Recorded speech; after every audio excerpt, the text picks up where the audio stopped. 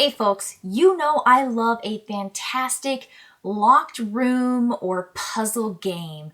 I just can't get enough of the exits. I love Unlock.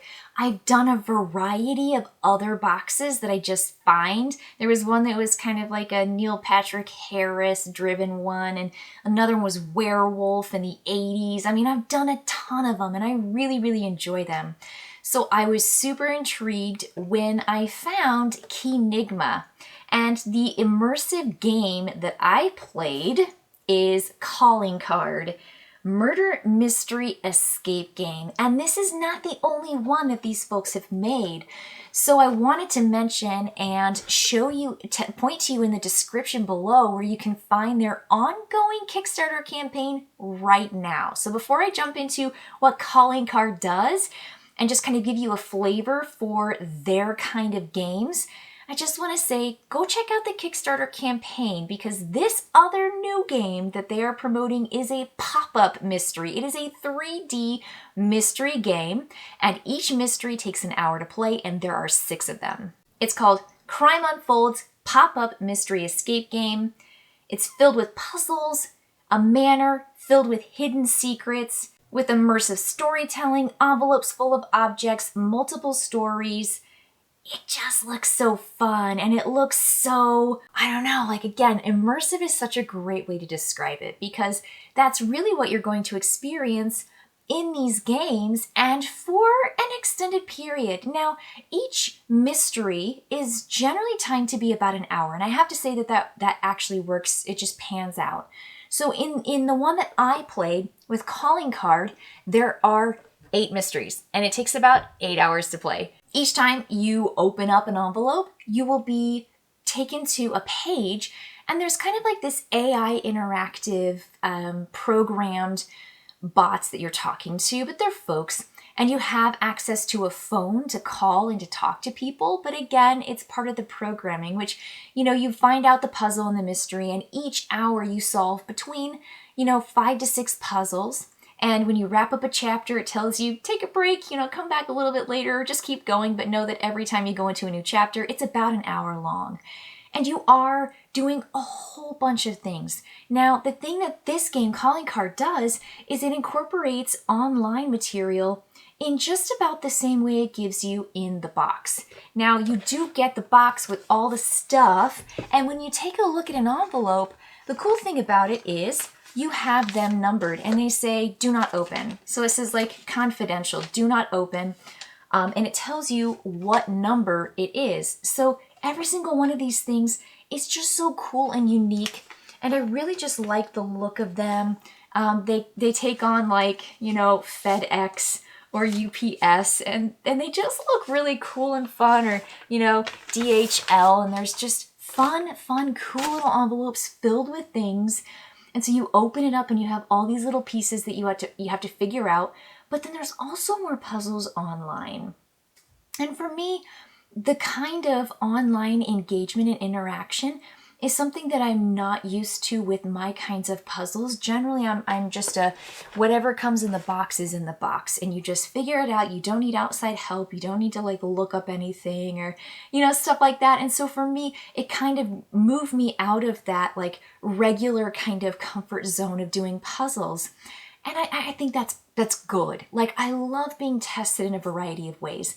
Now, it does go up to 6 players in your group, but I will say that the more players you get, if you're kind of huddled around a computer or like a phone or something like that, because you're online, may not be as easy to do. So I always recommend smaller groups.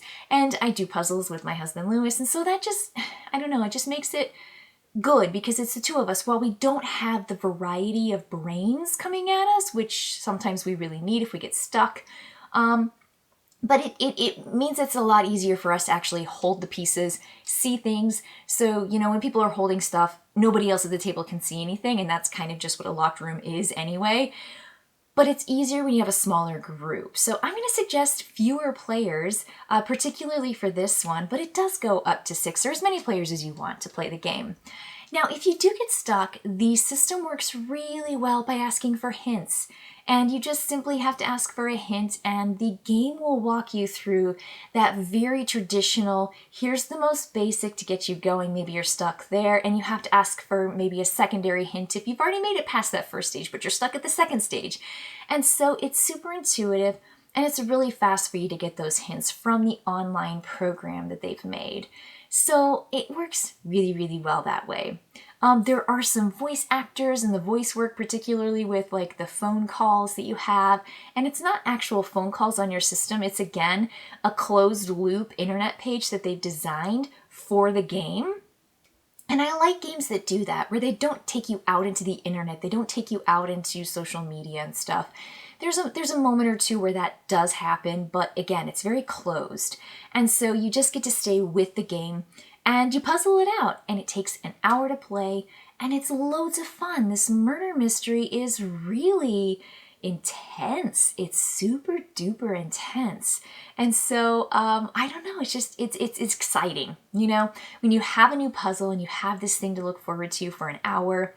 And I have to say that the new campaign with the pop-up mysteries that they've got going on Kickstarter is really, really appealing. So if you want to check out some of what they've done on their website, you'll see they've got a wizard's escape room, hack forward a science fiction escape room, the butterfly curse, a horror escape room, and then again, the one I did is a murder mystery escape room. So if you are up for hour-long chapters that really take you through a nice amount of puzzles, this is for you. And if you're okay with not having everything in the box, which there are plenty of bits and pieces and envelopes and cool stuff to discover in the box, but if you want to add it to that online platform, this is it. This is your game. This is your puzzle game. So I would love for you to check it out. And again, mine was calling card. Really, really, the calling card is part of it. Like having that online interaction, having the phone and kind of having that like touch point. It really does feel like you're interacting with people outside of your group and getting that feedback and having, you know, like a sounding board. So really, really fascinating interface and fun voice work and fun voices. And the mystery just continually takes you down these paths and really, really cool. So I had a fun time.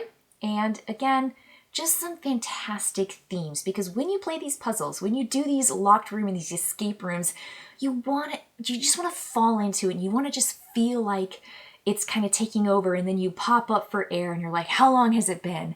Because you're just so into it. And I think these games do that. All right, everybody.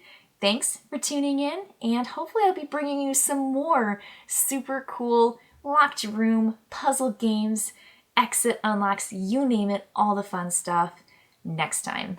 All right, I'll see you later.